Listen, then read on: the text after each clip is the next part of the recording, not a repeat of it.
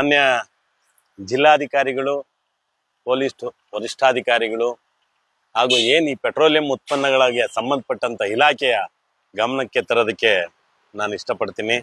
ಮಾನ್ಯ ಜಿಲ್ಲಾಧಿಕಾರಿಗಳೇ ಹಾಗೂ ಪೊಲೀಸ್ ವರಿಷ್ಠಾಧಿಕಾರಿಗಳೇ, ದಿನೇ ದಿನೇ ತುಮಕೂರು ಜಿಲ್ಲೆಯಾದ್ಯಂತ ಆಟೋ ಚಾಲಕರಿಗೆ ಏಕಾಏಕಿ ಗ್ಯಾಸ್ ಬೆಲೆಯನ್ನ ಹೆಚ್ಚಿಸ್ತಕ್ಕಂಥದ್ದು, ಹೋಗ್ಲಿ ಕಡಿಮೆ ಮಾಡ್ತಕ್ಕಂಥದ್ದು, ಏಕಾಏಕಿ 60 ರೂಪಾಯಿಗೆ ಸಿಗ್ಬೇಕಾಗಿದ್ದಂತ ಗ್ಯಾಸ್ ಇವತ್ತು 100 ರೂಪಾಯಿಗೆ ಏರಿಸಿದ್ದಾರೆ.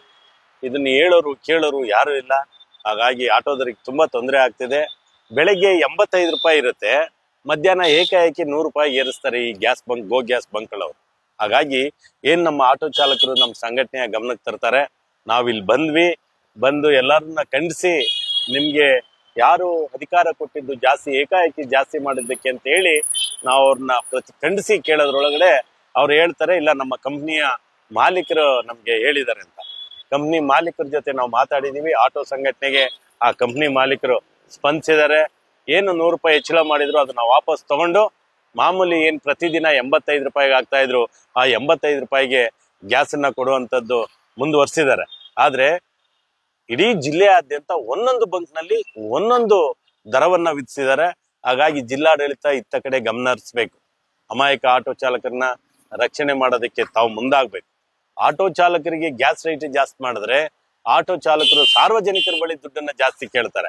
ಹಾಗಾಗಿ ಮತ್ತೆ ಇದು ಸುಲಿಗೆ ಕಾರ್ಯಕ್ರಮ ಆಗುತ್ತೆ. ಆಟೋದವರಿಗೆ ಅವ್ರು ಕೊಟ್ಟರು ಕೂಡ ಅದು ಅಪರಾಧನೇ ಅದು. ಹಾಗಾಗಿ ನಾವು ಅವ್ರನ್ನ ಕೊಡ್ಬೇಕಂತ ನಾವೇನ್ ಕೇಳ್ತಿಲ್ಲ. ಅಕಸ್ಮಾತ್ ಇವ್ರಿಗೆ ಕೊಡ್ಲಿಲ್ಲ ಅಂದ್ರೆ ಇವ್ರಿಗೆ ಲಾಸ್ ಆಗುತ್ತೆ. ಇವನಿಲ್ಲಿ 100 ರೂಪಾಯಿ ಕೊಟ್ಟು ಗ್ಯಾಸ್ ಹಾಕೊಂಬಂದಾಗ ಅವನಲ್ಲಿ 30 ರೂಪಾಯಿ ಕೇಳತ್ತಕ್ಕೆ 50 ರೂಪಾಯಿ ಕೇಳ್ಬೇಕಾಗುತ್ತೆ, ತಪ್ಪೇನಿಲ್ಲ. ಆಗ ಸರ್ಕಾರದ ಕಣ್ಣಿಗೆ ಆಟೋದವ್ರು ಕಳ್ಳರ ತರ ಕಾಣ್ತಾರೆ. ಆದ್ರೆ ಆಟೋದವ್ರ ಮೇಲೆ ದೌರ್ಜನ್ಯ ನಡೀತಿರ್ತಕ್ಕಂಥದ್ದು, ಆಟೋದವ್ರಿಗೆ ಅನ್ಯಾಯ ಆಗ್ತಿರ್ತಕ್ಕಂಥದ್ದನ್ನ ಯಾರು ಗಮನಿಸುವಂತ ಕೆಲಸವನ್ನ ಮಾಡಲ್ಲ.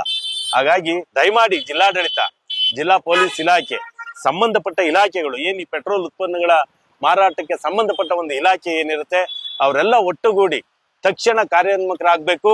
ಎಲ್ಲ ಗ್ಯಾಸ್ ಬಂಕ್ಗಳಲ್ಲಿ ಒಂದೇ ರೀತಿಯ ಬೆಲೆ ಇರಬೇಕು. ಆಮೇಲೆ 60 ರೂಪಾಯಿಗೆ ಸಿಗೋದಕ್ಕೆ ಇವರು 85 ರೂಪಾಯಿ ಮಾರ್ತಿದ್ದಾರೆ. ತಾವು ಅದನ್ನ ಪರಿಶೀಲಿಸಬೇಕು. ಪರಿಶೀಲಿಸಿ ಸರಿಯಾದ ದರವನ್ನ ನಿಗದಿ ಮಾಡ್ಬೇಕಂತ ಜಿಲ್ಲಾಡಳಿತಕ್ಕೆ ಒತ್ತಾಯ ಮಾಡ್ತೀನಿ. ಮತ್ತೆ ಇದೇ ರೀತಿ ಮುಂದುವರೆದ್ರೆ ಎಲ್ಲಾ ಆಟೋಗಳನ್ನ ಜಿಲ್ಲಾಧಿಕಾರಿಗಳ ಕಚೇರಿ ಮುಂದೆ ಹೊಡೆದು ಪ್ರತಿಭಟಿಸಬೇಕಾಗುತ್ತೆ ಅಂತ ಹೇಳಿ ಎಚ್ಚರಿಸೋದಕ್ಕೆ ಇಷ್ಟಪಡ್ತೀನಿ. ಯಾಕೆಂದ್ರೆ ಇಲ್ಲಿ ಕಂಪ್ನಿಗಳ ಹತ್ರ ಹೋಗಿ ಗಲಾಟೆ ಮಾಡ್ತಕ್ಕಂಥದ್ದು ಅದು ಕಾನೂನು ವಿರೋಧ ಆಗುತ್ತೆ ಅಂತ ನಾವಾದ್ರೂ ಭಾವಿಸ್ಕೊಂತೀವಿ.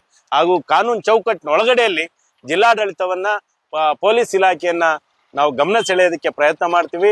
ದಯಮಾಡಿ ಪೊಲೀಸ್ ವರಿಷ್ಠಾಧಿಕಾರಿಗಳು, ಜಿಲ್ಲಾಧಿಕಾರಿಗಳು ಇತ್ತ ಗಮನ ಹರಿಸಬೇಕು.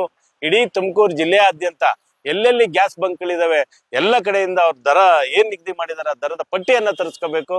ಮತ್ತೆ ಏನ್ ದರಕ್ಕೆ ಕೊಡ್ಬೇಕು ಅಂತ ನೀವೇ ನಿಗದಿ ಮಾಡ್ಬೇಕು ಅಂತ ಹೇಳಿ ಮನವಿಯನ್ನ ಮಾಡ್ತೀನಿ. ಜೊತೆಗೆ ಆಟೋ ದರವನ್ನ ಹೆಚ್ಚಿಸ್ಕೊಡ್ಬೇಕು.